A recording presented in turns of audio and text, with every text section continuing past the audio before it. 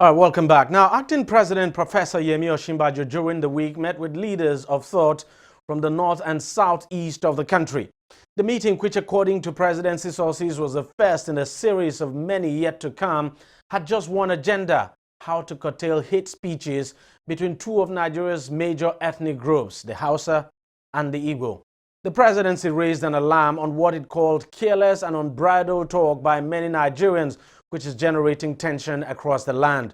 Osinbajo said government is ready to deal with whoever is found promoting hate speeches and divisive comments. Since the ultimatum issued by some youth groups now from the north of Nigeria to the southeast, to southeasterners now to leave that region, there have been different comments made by people which, according to government, is capable of destabilizing the country. Careless and hate speeches have over time become a major issue Nigeria has had to deal with. Persons making these hate speeches are sometimes notable politicians or so-called elder statesmen, making the situation somewhat difficult for the government to take punitive action against them. And the major medium through which most of these hate speeches are issued and amplified is the social media. So how can the issue be dealt with? Joining me now to discuss this issue of hate speech that is really tearing Nigeria apart is Kayode Ogundamisi, who joins us all the way from London via Skype. He's a blogger and also a Nigerian affairs analyst. And right here in the studio, I have Great Imo, who is a public affairs analyst and a PR consultant. And I have Kasim Akinreti, who is an assistant director news at the Voice of Nigeria. Gentlemen, thank you very much for coming on the program. Kayode, let me start with you in London. Tell me how worried you are, when you look at the series of hate speeches we seem to be having in the country at the moment. It appears it's unprecedented. Even after the Civil War, we never had, hate speech rise up to this level. Thank you. I think one would be worried, but let's put it in perspective. It is not like it's not as if we've never had people having very acrimonious conversations in our society. When you go to marketplaces, right there in Nigeria, if you go to the vendors gathering where they sell newspapers, people have heated arguments. Some you could classify as hate speech. But what has happened now is with the advent of social media, is actually being projected because people have access to mobile phones, they can speak on Twitter, they can speak on Facebook. So it's a reflection of who we are, and it's actually a platform where people can voice out what they've been saying within the privacy, in their homes, among their friends and colleagues. So, but what we should be looking at, how did we get where we are now? Why should people who are able to actually mobilize aid against other ethnic nationalities or people with divergent views or people of other religion or gender? So you always ask hate speech, but it's glaring now because who people are is being reflected on social media. Okay, I'm going to come back to you. Great Imo, I don't know what's your do you agree to a certain extent with what he said, that look, we've always had this issue there, but it's just that it's been aggravated by social media. And of course, funny enough, in the last segment, it was actually what we discussed, the negative effects of social media that is driving this campaign of fake news and falsehood on social media. Well, what social media does is to amplify what you already do or what you're doing. And I don't think that the business for this is the social media, as much as I want to say that it's giving voice to those in social relations. There are 4 major issues before it gets to hate. There are 3 other steps. Number 1, people are driven by ignorance, prejudice, and apathy before it gets to hate. So when public relations, you're trying to solve the problem, you just suppose it with the answer. What is to solve this problem? You must identify these 4 lines of item, the characters you're dealing with. At what point are they existing? At what point are they operating? But what also I want to say is that if you search deeply, it appears that some of these these current rise in hate speeches are driven by political manipulations. There are a lot of failures in governance. Governors are not doing well. Senators are not doing well. Those who are supposed to actually nip these things in the bud, enjoy them. And even underneath, if you check out, they appear to be giving the young ones who are actually making these speeches the impetus to do it, because it takes attention away from their failure and their lootery. So while these young ones and the public is engaged in throwing hate speeches, they found the opportunity to continue to loot, to undermine this public, and these people are not realizing it. So they keep your attention away. It's attention diverting, though as much as we know that there are wounds that are all long existing in Nigeria that needed to be healed, and which also, I can tell you, it's actually supposed to be the responsibility of leaders actually to have done it. Yes, there is a lot of healing that needs to be done. Since 50 years, today we are this 50 years after the war, a lot of fences have not been mended. A lot of these old wounds are still left behind, lingering there. And in all of this, we found out that as people are agitating, what the leaders have simply done was to ask a Yoruba man to feel that his problem is an Hausa man, Igbo man to feel that his problem is a Yoruba man. Why those people are engaging in this perspective and this perception of hate, and they are having opportunity to loot. And when you check the opportunities, the news where these criminals or these looteries are going on, they are all represented there. Why Igbo man is fighting Hausa man? Even when we have complained, and some people from the south will complain, oh, the north have ruled us for saying, right. If you go to the north, poverty is so glaring, and you keep wondering what had happened. So many of those who have governed from the north are so wealthy. So many of those who have governed from the east are so wealthy. So many, the same for the southwest. So, but the poor masses are made to believe that your problem is demand from the other side. So you take your attention away from the real matter. For example, I'm from the southeast. I've once asked my brothers who are putting energy in agitating for Biafra to actually ask, can you expend that energy calling the leaders of Southeast to order? What have you done with all the allocations given to you in the last 18 years? We have been in a democracy. Local governments in the East are not functional. Governors in the East are not literally doing nothing. So they are happy that these young ones are focusing attention on other tribes rather than to ask, what have you done with allocation? I had the opportunity of meeting a member of the House of Assembly, House of Reps, about 5 years ago, who told me that why they didn't remove Bankola at that time was that they were getting as much as $500 million for constituency allowance. And I'm wondering, if the senators from my state, a House of Reps from my state was getting $500 million for constituency allowance, I wonder what the senator was getting. And if all these funds were deployed in building roads, in building schools, the poverty level would not be that much, and the agitation would have reduced. So all these things are actually symptoms of bigger issues, which is what the poverty of leadership and the failure of governance in Nigeria. So now what do they do? That people try to vent it, and the leaders are succeeded in creating this animosity perception between these tribes, and everybody is now bumping at each other. Kazim, let me get your own take on this. I mean, let's not also forget that, yes, it's true, young people are engaged in these hate speeches, but we've also seen so-called elder statesmen to, engage in it, and that is quite worrying. It's worrying because we have elevated hate speeches, to the domain of the elites. Because the elite have looked at it as an opportunity for them to also settle scores. In as much as, there's going to be disagreements, and of course you are going to agree along the way. But they find out that is an easy way out now because there are so many pent-up anger everywhere. And the moment someone can seize an initiative to throw something up, other people will latch onto it. It's beyond ignorance now. Even those who know the consequences of those speeches are engaged in it. Because at the end of the day, they know that they are not going to be affected one way or the other. There's a way you could just get them out of this country and leave all those poor guys, to solve their problems. That has been the major challenge. Today, when it started, you want to tell me that somebody like this guy, that's the IPOB guy, didn't know the consequences of all those utterances was making. I mean, I was so pissed off when I listened to some of his, speeches, exactly. Which has gone viral. I couldn't imagine somebody who is learned, who had lived abroad, could be, saying that kind of a thing to his own motherland. I mean, it's quite disgusting.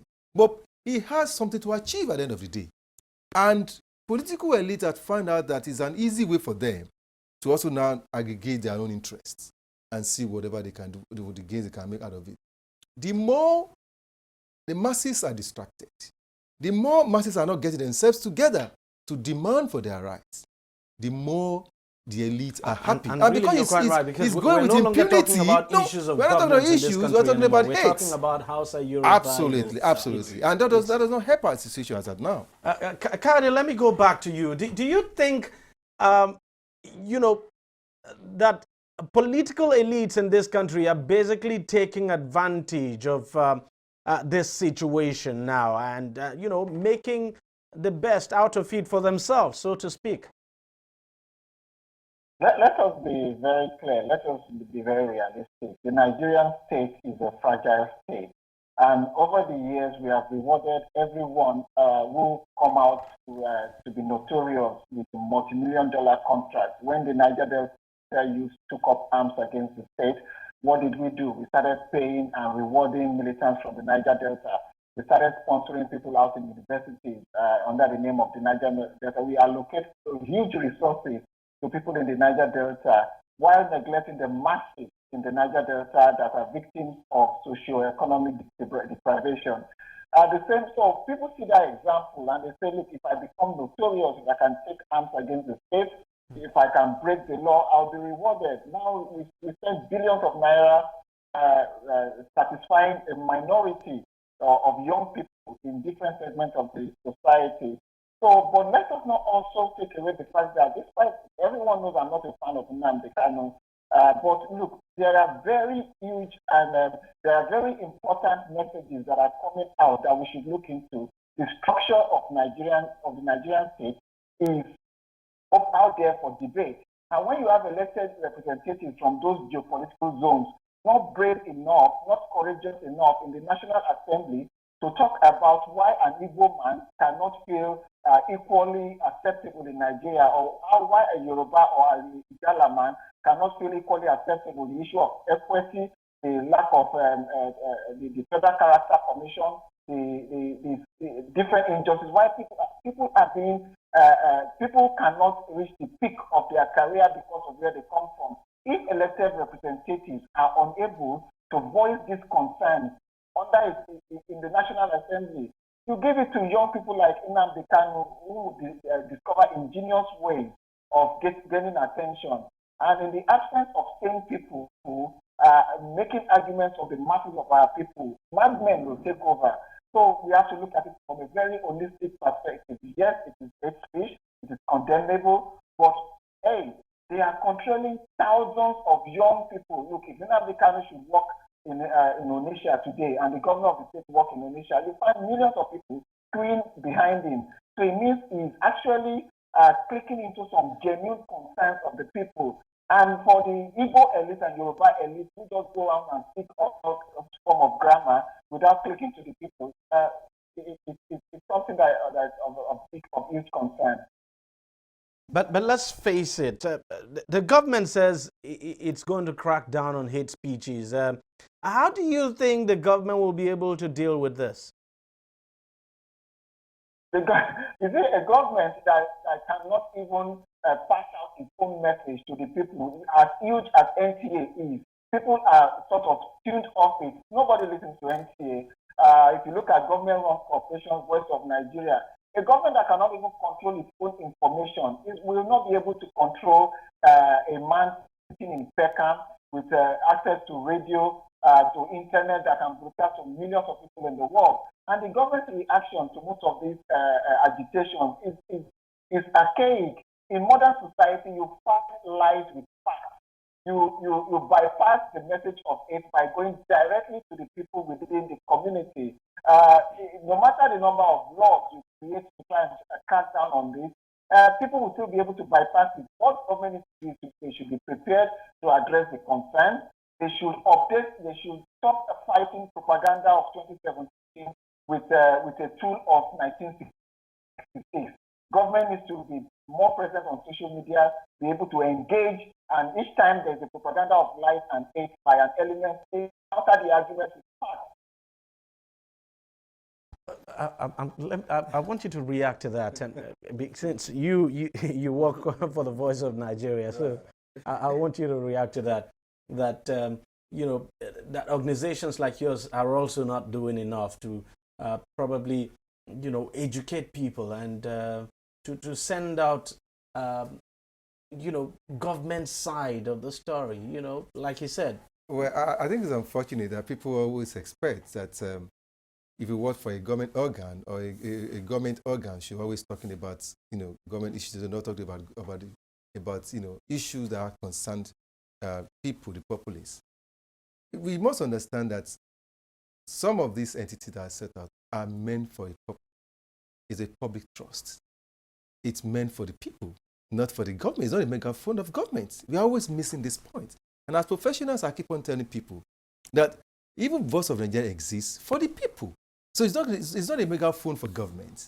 But of course, an avenue for government to explain its own side of the issues. But more importantly, issues that are germane to the growth of the people are what should be taken up. And I wonder, I don't know when last Ogunamisi has gone on website of Voice of Nigeria to look at the stories that we are churning out. It's not about propaganda. It's about getting issues out to the people. What can be of benefit to them? That's exactly what we're interested in. And of course, I don't know how well, because if you dismiss an organ that, oh, well, they have nothing to do, then that's a problem. Because if you don't believe in an organ set up with taxpayers' money, your own money, and you believe it's somewhere else that you can get, you know, a correct information, yeah, you're also missing the point. We must all come together and say, look, this is our commonwealth. It belongs to all of us. And what are the contributions we are going to make? For us, those of us who are working there, we're not just sitting down. We're doing our best to get the views out as much as possible without singing the praise of the people. If you go and look at the website of Voice of Nigeria today, you are going to be sure that is not pro-government. It's entitled. Funny enough, the irony is that yes, some people will choose not to go there. Absolutely, that's exactly what I'm saying. But they don't know it's for the common good. Let me bring you in here. Yeah, with due respect to some persons in those organizations, government-owned organizations, honestly, over the time, the public trust in those government institutions have waned. That is the challenge. For example, about 2 weeks ago, a lady in the heat of this northern youth, in Igbo youth rhetoric, a TV presenter, early morning TV presenter on NTA was actually speaking one-sided. As much as he was supposed to present this, you're not supposed to go, these Igbo people who are always, you shouldn't be there doing that. That is not acceptable from a public. It was on national TV. It was on national TV, early morning presentation. And again, these institutions exist. In fact, they are so humongous that they have lost touch with current realities. They have big structures, buildings everywhere, but they are not making use of modern technologies, and they are not sometimes creative.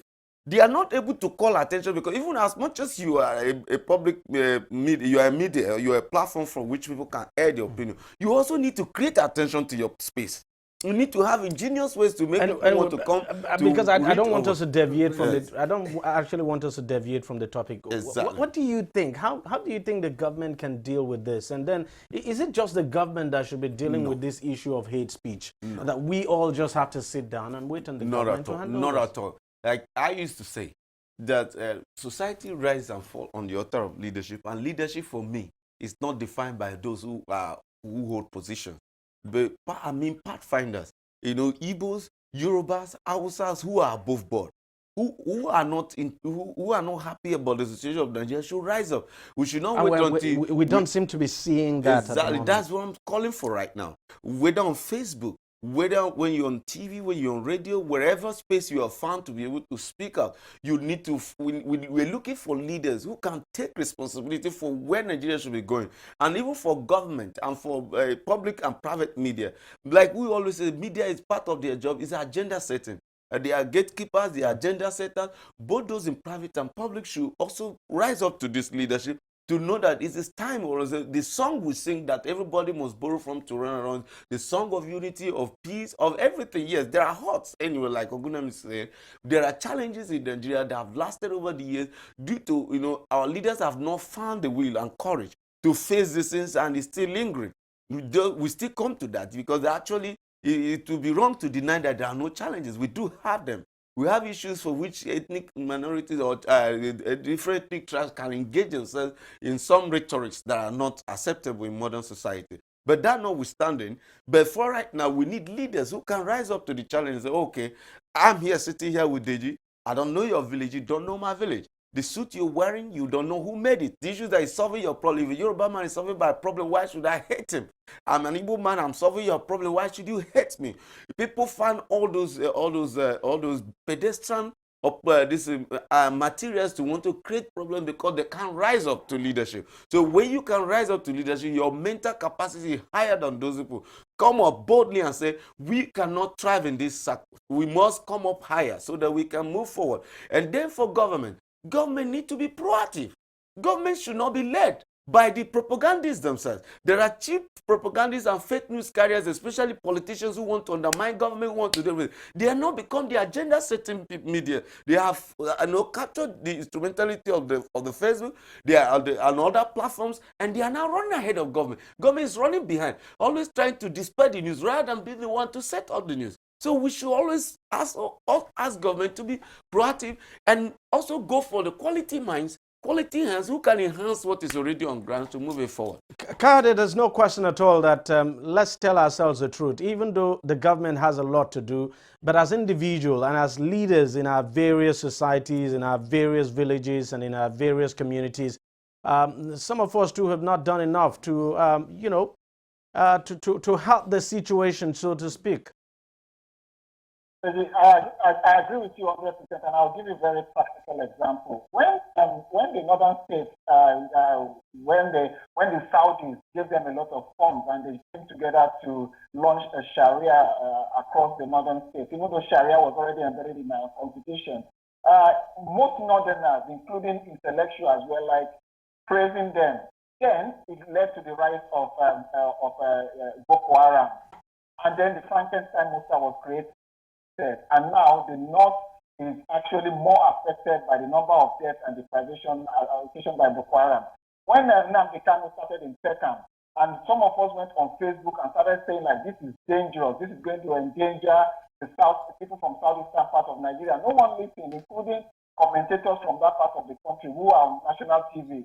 They were sort of edging him on until now that we saw the danger that northern states could actually, things could go wrong. The same thing in the southwest of Nigeria. When characters come up, those who have sense to speak would keep quiet. So collectively, leaders must come together. People within the community must know that there are repercussions for every hate speech that comes from any region. Because when you have a madman at home, you might probably have 20 outside your home region. So if we know that it is going to endanger us as a collective, people will start thinking right. If you go to Lagos, Lagos is home to people from every ethnic nationality. On my street alone in Ayobo, I have Igbo neighbors, I have Ijaw neighbors, and people there know that we base it home. This is our village, this is our community. So there's a need for a reorientation of people within those communities.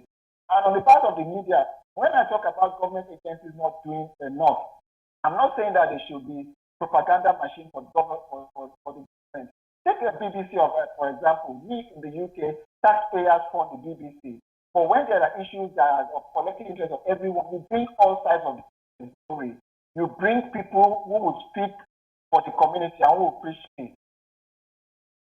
Another thing I have to ask you just before we close, because we have to close, and I'm going to ask all of you that question. But let me start with you, Kayode. Social media, whether we like it or not, is becoming a problem. It's becoming a problem here, and the government says it intends to, crack down on those who are peddling fake news, so to speak. How do we deal with this? What would be your own suggestion? How to deal with these problems we're having with social media, especially when it comes to the spreading of fake news and outright falsehood, so to speak. I think I am against cracking down on people unnecessarily because free speech is entrenched in our constitution. But there are enabling laws already on ground.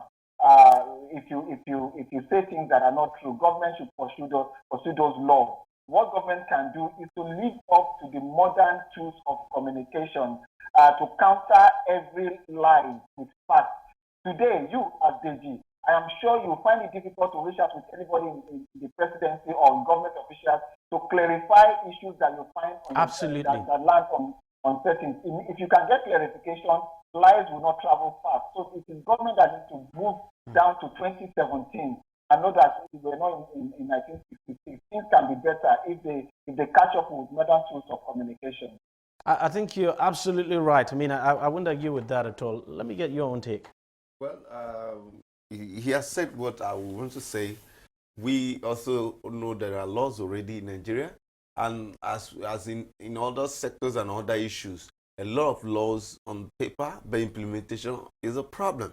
We even found a way to subvert the laws itself. So one of the challenges in Nigeria is not that of law. Government may want to say all he wants to say about cracking down fake news that obvious, but the important is that do they have the character? As in Nigerian government historically does not have the character to want to implement most of the laws to the letter. So if that was to be the case, a lot of people will be serving jail terms and all those, and that would have also been a notice for other people to follow. And that is all you need to do. Because apart from always presenting facts and presenting news, letting Nigerians know part time where we are and all of those, and not giving room for speculation. For example, one of the fake news that came out the other time we talked about was when some online publishers say President Buhari was dead. That was too bad. It was too obnoxious. But what was difficult about government officials are telling Nigerians the position of President Buhari's health, because he was a public figure. He's the president of Nigeria. There's nobody that cannot be sick. Whether you're old or young, he's your president. Oh, Mr. President is ill, is so place, and that does not undermine his security at all. Let Nigerians know part time and don't give room for speculation. Most often than not, Nigerians give room for speculation. As I'm talking to you right now, I saw some breakdowns of capital projects already on Facebook, and our government have not even given its own breakdown. Prior to presenting budget, you are supposed to have presented all these breakdowns. So some people are now beginning to, on geographical lines, say, oh, it is like government should be proactive. That is important, and that will be one of the ways of solving the problem. Aside from government being proactive, what is important for us to have a functional education? I think that is really missing. Yeah. When you have about 11 million children uneducated, it's a time bomb. And you are not going to see the consequences now, it is later. And that's exactly what has happened to us. And that's also brings to a very core issue of a base of higher education, history.